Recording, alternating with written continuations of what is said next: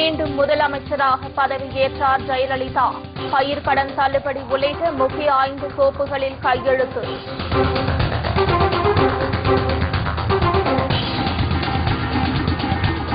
தமிழக அமைச்சரவையில் மேலும் 4 புதிய அமைச்சர்கள் நியமனம். நாளை மறுநாள் பதவியேற்பு.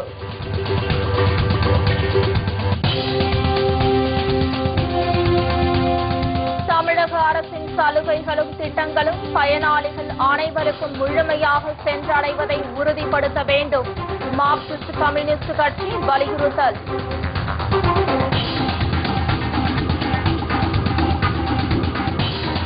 தேசியமயமாக்கப்பட்ட வங்கிகளில் பெற்றுள்ள கடன்களை தள்ளுபடி செய்ய விவசாயிகள் கோரிக்கை. கரும்புக்கான நிலுவைத் தொகையை பெற்றுத்தரவும் வேண்டுகோள்.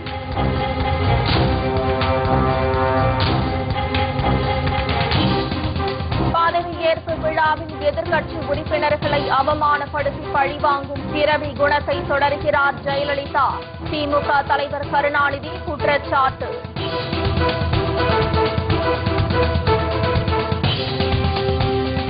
தமிழகத்தில் IAS, IPS அதிகாரிகள் மாற்றம். சட்டம் ஒழுங்கு கூடுதல் DGP-யாக திரிபாதியும் காவல்துறை ஆணையராக PK ராஜேந்திரனும் மீண்டும் நியமனம்.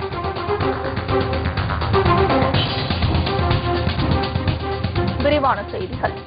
ஜெயலலிதா உட்பட 29 பேர் கொண்ட தமிழக அமைச்சரவை இன்று பதவியேற்றுக் கொண்டது. சென்னை அண்ணா பல்கலைக்கழக நூற்றாண்டு அரங்கில் பதவியேற்பு விழா நடைபெற்றது. இதில் முதலமைச்சர் ஜெயலலிதாவுக்கு ஆளுநர் ரோசையா பதவி பிரமாணம் செய்து வைத்தார்.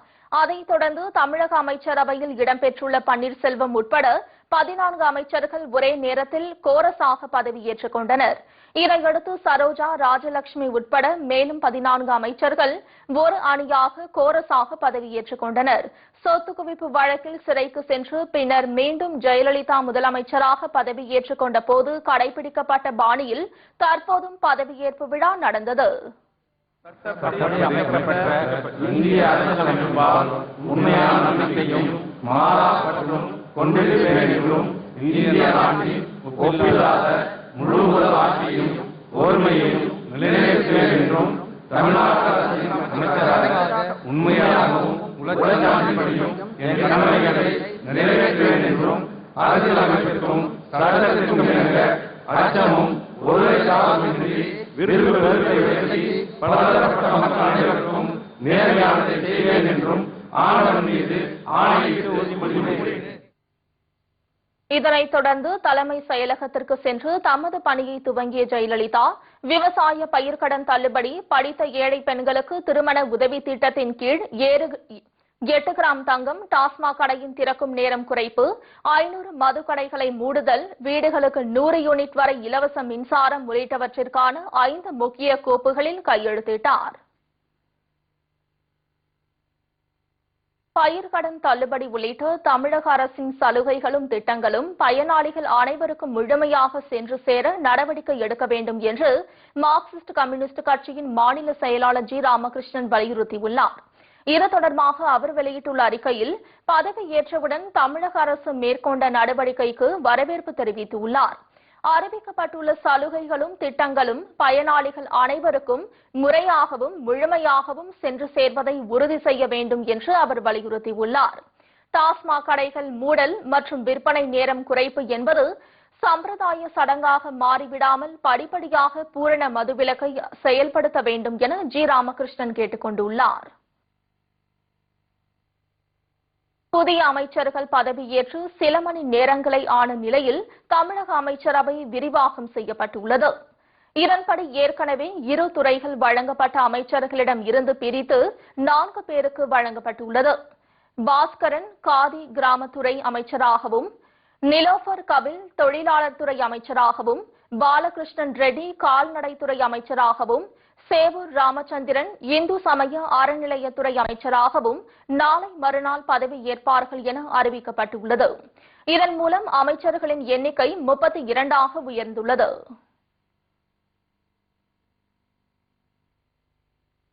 தேசியமயமாக்கப்பட்ட வங்கிகளில் விவசாயிகள் பெற்றுள்ள கடன்களை தள்ளுபடி செய்ய நடவடிக்கை எடுக்க வேண்டும் என தமிழக அரசுக்கு தென்னிந்திய விவசாயிகள் சங்கம் கோரிக்கை விடுத்துள்ளது.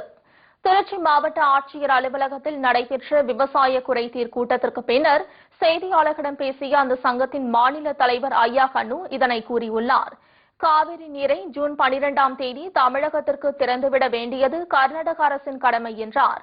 வறட்சி மாநிலமாக அந்த மாநிலம் அறிவிக்கப்பட்டால் தமிழகத்திற்கு தண்ணீர் கிடைக்காது என்றும் இதனால் கர்நாடகா மற்றும் மத்திய அரசு இணைந்து விவசாயிகளுக்கு செய்யும் துரோகத்தை தமிழக அரசு தடுத்து நிறுத்த வேண்டும் என ஐயா கண்ணு வலியுறுத்தினார். நான் ஆட்சிக்கு வந்தால் விவசாய கடனை தள்ளுபடி செய்வேன் என்று சொன்னார்கள். இன்று ஆட்சி பொறுப்பு ஏற்கின்ற அவர்கள் அனைத்து விவசாயிகள் வாங்கிய அனைத்து கடனையும் தள்ளுபடி செய்ய வேண்டும். அது மட்டுமல்லாமல் மத்திய தேசியமயமாக்கப்பட்ட வங்கியில் வாங்கியிருக்க கடனை தள்ளுபடி செய்வதற்கு மத்திய சர்க்காருக்கு பரிந்துரை செய்ய வேண்டும்.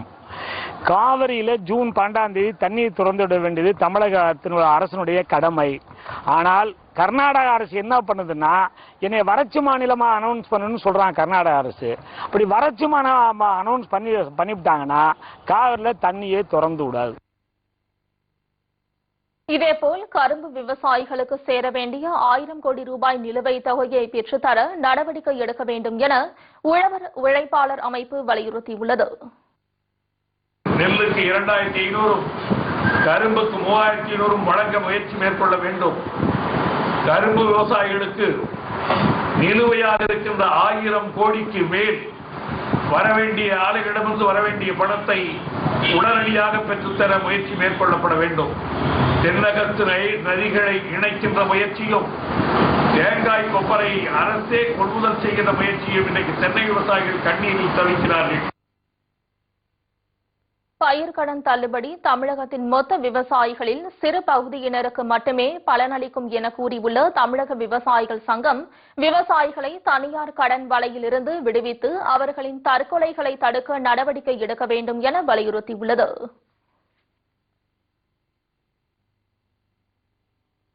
முதலமைச்சராக பதவியேற்கும் விழாவில் எதிர்க்கட்சி உறுப்பினர்களை அவமானப்படுத்தி பழிவாங்கும் பிறவி குணத்தை ஜெயலலிதா தொடர்வதாக திமுக தலைவர் கருணாநிதி குற்றம் சாட்டியுள்ளார். இது தொடர்பாக அவர் விடுத்துள்ள அறிக்கையில் முதலமைச்சராக பதவியேற்கும் விழாவில் பிரதான எதிர்க்கட்சி வரிசையிலேயே அமரவும் தகுதியை பெற்ற மு.க. ஸ்டாலினுக்கு கூட்டத்தோடு கூட்டமாக இடம் போடப்பட்டு தேர்தலில் தோற்று போனவருக்கு முதல் வரிசையில் இடம் போட்டு அமர வைத்து வேண்டுமென்றே திமுகவை திட்டமிட்டு ஜெயலலிதா அவமானப்படுத்தியதாக சாடியுள்ளார். இதையெல்லாம் பார்க்கும்போது ஜெயலலிதா இன்னும் திருந்தவில்லை என்றும் திருந்தப் போவதும் இல்லை என்றும் கருணாநிதி கூறியுள்ளார். தமிழகத்தில் IAS, IPS அதிகாரிகள் மாற்றப்பட்டுள்ளனர். சட்டம் ஒழுங்கு கூடுதல் டிஜிபியாக திரிபாதியும் காவல்துறை ஆணையராக TK ராஜேந்திரனும் மீண்டும் நியமிக்கப்பட்டுள்ளனர். தமிழகத்தில் தேர்தல் நேர்மையான முறையில் நடைபெற்றிடவும் சட்டம் ஒழுங்கை பாதுகாத்திடவும் தேர்தல் ஆணையம் பல்வேறு நடவடிக்கைகளை மேற்கொண்டது. அதிமுக அரசுக்கு ஆதரவாக செயல்பட்டு பல்வேறு அதிகாரிகள் வேறு பகுதிகளுக்கு மாற்றப்பட்டனர். அந்த வகையில் வேறு பணிகளுக்காக மாற்றப்பட்ட அதிகாரிகள் மீண்டும் அவரவர் பணியாற்றிய இடங்களுக்கு மாற்றப்பட்டார்கள். அந்த வகையில் சட்டம் ஒழுங்கு டிஜிபியாக திரிபாதி மீண்டும் நியமனம் செய்யப்பட்டுள்ளார். உளவுத்துறை ஐஜியாக சத்தியமூர்த்தியும் சென்னை பெருநகர காவல் ஆணையராக TK ராஜேந்திரனும் கடலோர பாதுகாப்பு குழும தலைவராக சைலேந்திர பாபுவும் நியமிக்கப்பட்டுள்ளனர். அமலாக்கப் பிரிவு ADGPயாக அசுதாஷ் சுக்லா மற்றும் கடலோர பாதுகாப்பு குழும ADGPயாக சைலேந்திர பாபுவும் நியமிக்கப்பட்டுள்ளனர். தருமபுரி மாவட்ட SP பாண்டி கங்காதர் கிருஷ்ணகிரி மாவட்டத்தையும் கூடுதலாக கவனிப்பார் என்றும் அறிவிக்கப்பட்டுள்ளது. இதேபோல் மாவட்ட ஆட்சியர்களை இடமாற்றம் செய்து தமிழக அரசு உத்தரவிட்டுள்ளது. தேனி மாவட்ட ஆட்சியராக வெங்கடாச்சலம் நியமனம் செய்யப்பட்டுள்ளார். சேலம் மாவட்ட ஆட்சியராக B. சம்பத், வேலூர் மாவட்ட ஆட்சியராக நந்தகோபால், நெல்லை மாவட்ட ஆட்சியராக கருணாகரன் உள்ளிட்டோர் நியமிக்கப்பட்டுள்ளனர். திண்டுக்கல் ஆட்சியராக ஹரிஹரன், திருவண்ணாமலை மாவட்ட ஆட்சியராக ஞானசேகரன், புதுக்கோட்டை மாவட்ட ஆட்சியராக கணேஷ், திருவாரூர் மாவட்ட ஆட்சியராக மதிவாணன் உள்ளிட்டோரும் நியமிக்கப்பட்டுள்ளனர்.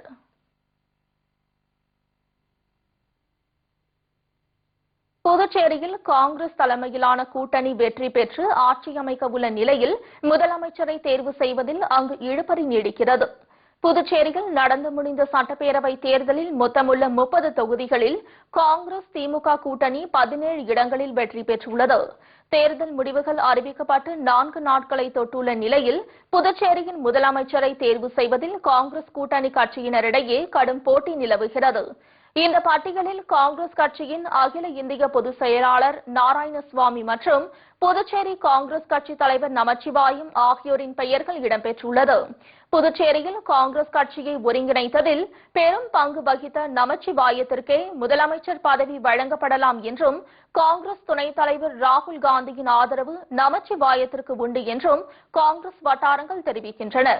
இதனிடையே முதலமைச்சராக நமச்சிவாயம் தேர்வு செய்யப்பட்டாலும் புதுச்சேரியின் புதிய துணைநிலை ஆளுநராக நியமிக்கப்பட்டுள்ள கிரண்பேடி பதவியேற்ற பிறகுதான் நமச்சிவாயம் பதவியேற்க முடியும் என்பது குறிப்பிடத்தக்கது. சப்ஹார் துறைமுகத்தை மேம்படுத்துவது உள்ளிட்ட 12 ஒப்பந்தங்கள் இந்தியா ஈரான் இடையே கையெழுத்தானது. அரசுமுறை பயணமாக முதல் முறையாக பிரதமர் மோடி ஈரான் நாட்டுக்கு சென்றுள்ளார். இந்நிலையில் இரு நாடுகளுக்கு இடையே தூதுக்குழு மட்டத்திலான பேச்சுவார்த்தை தெஹ்ரானில் இன்று நடைபெற்றது. இதில் துறைமுகத்தை மேம்படுத்த $500 மில்லியன் வழங்குவது உள்ளிட்ட 12 முக்கிய ஒப்பந்தங்கள் கையெழுத்தானது. பின்னர் பிரதமர் மோடி மற்றும் அந்த நாட்டு அதிபர் ஹாசன் ருஹானியுடன் பேச்சுவார்த்தை நடத்தினார். இதனைத் தொடர்ந்து இருவரும் கூட்டறிக்கையை வெளியிட்டனர். இதனைத் தொடர்ந்து பேசிய பிரதமர் மோடி, சாப்ஹார் துறைமுக மேம்பாட்டு ஒப்பந்தம் இருநாட்டு உறவில் ஒரு மைல்கல் என்றார். இன்று முதல் இரு நாடுகளுக்கு இடையிலான உறவில் புதிய பரிமாற்றம் ஏற்படும் என குறிப்பிட்ட பிரதமர், பயங்கரவாதம், போதை மருந்து கடத்தல் ஆகியவற்றிற்கு எதிராக நடவடிக்கை எடுக்க வேண்டும் என அந்த நாட்டை கேட்டுக் கொண்டார். அதிமுக திமுகவின் பணபலத்தையும் மீறி நடந்து முடிந்த சட்டமன்ற தேர்தலில் தேமுதிக அணி 6.1 வாக்கு சதவீதத்தை பெற்று 3வது இடத்தை பிடித்து மாற்று அணி என்பதை உறுதிப்படுத்தியுள்ளது. தமிழகத்தில் 50 ஆண்டு கால ஆட்சிக்கு முடிவு கட்டும் வகையில் கேப்டன் விஜயகாந்தை முதலமைச்சராக முன்னிறுத்தி உருவாக்கப்பட்ட தேமுதிக தமாக மக்கள் நல கூட்டணி மக்களிடையே ஏகோபித்த ஆதரவை பெற்று முதல் அணியாக உருவெடுத்தது. ஆனால் அதிமுகவும் திமுகவும் போட்டி போட்டுக் கொண்டு ஊழல் முறைகேடுகள் மூலம் கொள்ளையடித்து வைத்திருந்த பல ஆயிரம் கோடி ரூபாய் பணத்தை தேர்தல் களத்தில் வாரி இறைத்தது. ஒரு ஓட்டுக்கு $1000 முதல் $10,000 வரை கொடுத்து மக்களின் மனநிலையை மாற்றி அதிமுக திமுகவும் உண்மையான வெற்றியை பெற்றது போல் ஒரு மாய தோற்றத்தை ஏற்படுத்தி வருகின்றன. இந்திய வரலாற்றில் முன்னெப்போதும் நிகழாத வகையில் தமிழ்நாட்டில் ஓட்டுகளை விலைக்கு வாங்கி ஜனநாயகத்தை படுகொலை செய்து அதிமுக ஆட்சியை பிடித்துள்ளது. அதேபோல் விளம்பரத்திற்கு மட்டுமே பல ஆயிரம் கோடிகளை செலவு செய்த திமுகவால் எதிர்க்கட்சி அந்தஸ்தை மட்டுமே நுகர முடிந்திருக்கிறது. ஆனால் ஓட்டுக்கு பணம் கொடுக்க மாட்டோம், ஓட்டுக்கு பணம் வாங்கவும் மாட்டோம் என்று கேப்டன் விஜயகாந்த் உட்பட 6 கட்சி தலைவர்களும் 6 கட்சி தொண்டர்களும் உறுதிமொழி ஏற்றுக்கொண்டு தேர்தலை சந்தித்தனர். மேலும் ஊழல், மது ஒழிப்பு மற்றும் அடிமை கலாச்சாரத்தை முன்னிறுத்தி தேர்தல் களத்தை சந்தித்து தேமுதிக அணி ஓட்டுக்கு 1 பைசா கூட கொடுக்காமல் 6.1% வாக்குகளை பெற்று மாற்று சக்தி என்பதை நிரூபித்துள்ளதுடன் 3வது இடத்தையும் பிடித்துள்ளது. உதகை அருகே பள்ளி விழாவை முன்னிட்டு குதிரைகள் மீது ஏறி மாணவ மாணவிகள் நிகழ்த்திய சாகச நிகழ்ச்சி பார்வையாளர்களை வெகுவாக கவர்ந்தது. உதகை அருகே உள்ள மத்திய பாதுகாப்புத்துறைக்கு சொந்தமான பள்ளியில் 158வது ஆண்டு விழாவையொட்டி பள்ளி மாணவ மாணவிகளுக்கு இடையிலான ஈக்வஸ்ட்ரீன் என்று அழைக்கப்படும் குதிரை சாகச நிகழ்ச்சி நடைபெற்றது. இதில் 50க்கும் மேற்பட்ட மாணவர்கள் குதிரைகள் மீது அமர்ந்தும் சவாரியாக சென்றும் பல்வேறு சாகசங்களை செய்து காட்டினர். குதிரையின் மேல் ஜிம்னாஸ்டிக் மற்றும் ஸ்கிப்பிங் பயிற்சிகளை செய்து மாணவர்கள் அசத்தினர். Beautifully done, Khushi. She is now kneeling on the horse without support. Look how Arjun stands on the horse, almost like a child. Wonderful, Drishika. Let's all clap for her.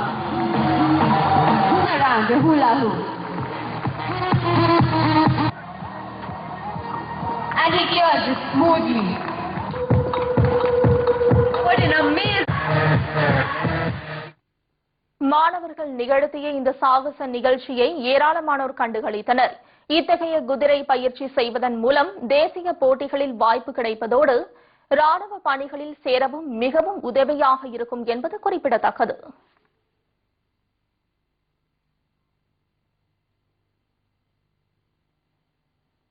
Chennai தாம்பரத்தில் மென்பொருள் நிறுவன பொறியாளர் வீட்டின் பூட்டை உடைத்து 12 சவரன் நகைகள் மற்றும் ரொக்கத்தை மர்ம நபர்கள் கொள்ளையடித்து சென்றுள்ளனர். தாம்பரம் ராஜகீழப்பாக்கம் அடுத்த ராஜராஜேஸ்வரி நகரை சேர்ந்த மீனாட்சி சுந்தரம் என்பவர் வீட்டில்தான் இந்த கொள்ளை சம்பவம் அரங்கேறியுள்ளது. மென்பொறியாளரான இவர் மதுரையில் உள்ள உறவினர் வீட்டிற்கு குடும்பத்துடன் சென்றுள்ளார். இதனால் வீட்டில் ஆள் இல்லாததை நோட்டமிட்ட மர்ம நபர்கள் வீட்டின் பூட்டை உடைத்து பீரோவில் இருந்து 12 சவரன் நகை 50,000 ரொக்க பணத்தை களவாடி சென்றுள்ளனர். மீனாட்சி சுந்தரம் அளித்த புகாரின் பேரில் கைரேகை நிபுணர்கள் உதவியுடன் கொள்ளை சம்பவம் குறித்து விசாரணை மேற்கொண்டு வருகின்றனர். இதனிடையே சேலத்தில் காவல்துறையினர் போல் நடித்து மூதாட்டியிடம் 12 சவரன் நகை மர்ம நபர்கள் பறித்து சென்றுள்ளனர். வழிப்பறி குறித்து பள்ளப்பட்டி போலீசார் விசாரணை மேற்கொண்டு வருகின்றனர்.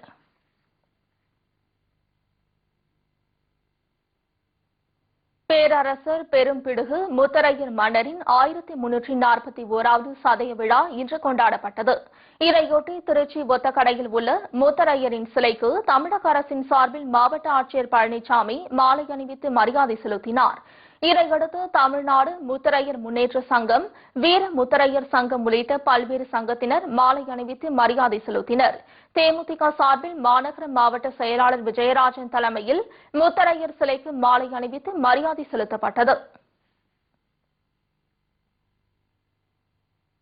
2015-16 நிதியாண்டிற்கான 4ஆம் காலாண்டு மற்றும் வருடாந்திர கணக்கு முடிவுகளை சிட்டி யூனியன் வங்கி இன்று வெளியிட்டது. வங்கியின் நிர்வாக இயக்குநர் மற்றும் முதன்மை செயலர் அதிகாரி காமகோடி அதனை வெளியிட்டார். பின்னர் செய்தியாளர்களிடம் பேசிய அவர், சிட்டி யூனியன் வங்கியின் மொத்த வர்த்தகம் 48,411 கோடி ரூபாய் என்றும் நிகர லாபம் 445 கோடி ரூபாய் என்றும் தெரிவித்தார். தமிழகம் முழுவதும் 525 சிட்டி யூனியன் வங்கி கிளைகள், 1325 ஏடிஎம் கிளைகள் இருப்பதாக கூறிய அவர், வாடிக்கையாளர்கள் வசதிக்காக பல்வேறு புதிய திட்டங்கள் செயல்படுத்தப்படும் என காமகோடி தெரிவித்தார். வங்கியினுடைய மொத்த வணிகம் சென்ற ஆண்டில் இருந்த 42,164 இருந்து 15% உயர்ந்து 48,411 கோடி ரூபாயாக உயர்ந்துள்ளது. வரிக்கு பிந்தைய நிகர லாபம் சென்ற ஆண்டில் இருந்த 395 கோடி ரூபாயில் இருந்து 13% அதிகரித்து 445 கோடி ரூபாயாக அதிகரித்துள்ளது. வங்கி கடந்த நிதியாண்டில் 50 கிளைகளையும் 239 தானியங்கி பட்டுவாடா ஏடிஎம் நிறுவனங்களையும் நிறுவி தற்பொழுது 525 கிளைகளையும் 1325 தானியங்கி பணப்பட்டுவாடா இயந்திரங்களையும் கொண்டு இயங்கியுள்ளது. பெரம்பலூர் மாவட்டத்தில் உள்ள ஏரி குளங்களை தூர்வார வேண்டும் என்பன உள்ளிட்ட கோரிக்கைகளை வலியுறுத்தி தமிழ்நாடு இயற்கை வேளாண்மை இயக்கத்தினர் மாவட்ட ஆட்சியரிடம் கோரிக்கை மனு அளித்தனர்.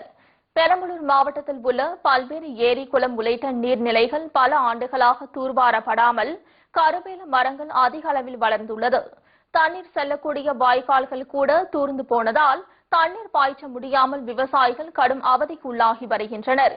இந்நிலையில் நீர்நிலைகளை தூர்வார வேண்டும், ஏரி குளங்களில் கருவேல மரங்களை அகற்ற வேண்டும், ஏரி குளங்களில் உள்ள வண்டல் மண்ணை பயன்படுத்த அனுமதி அளிக்க வேண்டும் என வலியுறுத்தி மாவட்ட ஆட்சியரிடம் விவசாயிகள் கோரிக்கை மனு அளித்தனர். கருவேல மரங்களும் சீம கருவேலைகளும் அடர்ந்து அந்த பகுதியை ஆக்கிரமிச்சுக்கிட்டு இருக்கு. அதை வேரோடு அகற்றப்படணும். அந்த ஏரியில இருக்கிற வண்டல் மண்ணை அள்ளி இந்த விவசாயிகள் பயன்படுத்துவதற்கு அதுக்கு உரிமை வழங்கப்பட வேண்டும். அதை நோக்கியே இந்த பெரம்பலூர் மாவட்டத்தை சேர்ந்த அனைத்து பகுதியில் இருந்து எங்களுடைய நண்பர்கள் வந்திருக்கிறாங்க. அவங்க எல்லாரும் தோழர்கள்லாம் சேர்ந்து மாவட்ட ஆட்சித்தலைவரை அணுகி இந்த உரிமையை நாங்கள் எங்களுக்கு வழங்கணும்னு ஒரு கோரிக்கையா வைக்க இருக்கிறோம். ஜிம்பாப்வே மற்றும் மேற்கிந்திய தீவுகள் அணியுடனான தொடரில் பங்கேற்கும் இந்திய அணி வீரர்களை பிசிசிஐ அறிவித்துள்ளது. இந்திய கிரிக்கெட் அணி வரும் ஜூன் மாதம் ஜிம்பாப்வேயில் சுற்றுப்பயணம் செய்கிறது. 3 ஒருநாள் மற்றும் 3 20 ஓவர் கிரிக்கெட் போட்டி தொடரில் விளையாடுகிறது. இந்த போட்டியில் பங்கேற்கும் அணியை இந்திய கிரிக்கெட் வாரியத்தின் தேர்வுக்குழு இன்று அறிவித்தது. தோனி தலைமையிலான இந்த அணியில் KL ராகுல், பைஸ் பாசல், மணிஷ் பாண்டே, கருண் நாயர், அம்பத்தி ராயுடு, ரிஷி தவான், அக்சர் பட்டேல், ஜெயந்த் யாதவ், தவால் குல்கர்னி, ஜஸ்பிரீத் பம்புராம், பிரீத்தி சரண், மன்தீப் சிங், சேகர் ஜாதவ், ஜெயதேவ் உனட்காட், யுஷ்வேந்திர ஷாஹாஸ் ஆகியோர் இடம்பெற்றுள்ளனர். அதேபோல் மேற்கிந்திய தீவுகள் அணியுடனான டெஸ்ட் போட்டி தொடருக்கான 17 வீரர்கள் கொண்ட பட்டியலையும் தேர்வுக்குழு இன்று வெளியிட்டுள்ளது. விராட் கோலி தலைமையிலான அந்த அணியில் விராட் கோலி, முரளி விஜய், ஷிகர் தவான், KL ராகுல், புஜாரா, அஜின்கியா ரஹானே, துணை கேப்டன் ரோஹித் சர்மா, விருத்திமான் சஹா, அஸ்வின், ஹமீத் மிஸ்ரா, ரவீந்திர ஜடேஜா, இஷாந்த் சர்மா, முகமது ஷமி, புவனேஷ்குமார், உமேஷ் யாதவ், ஷர்தாஸ் தாகூர், ஸ்டுவர்ட் பென்னி ஆகியோர் இடம்பெற்றுள்ளனர்.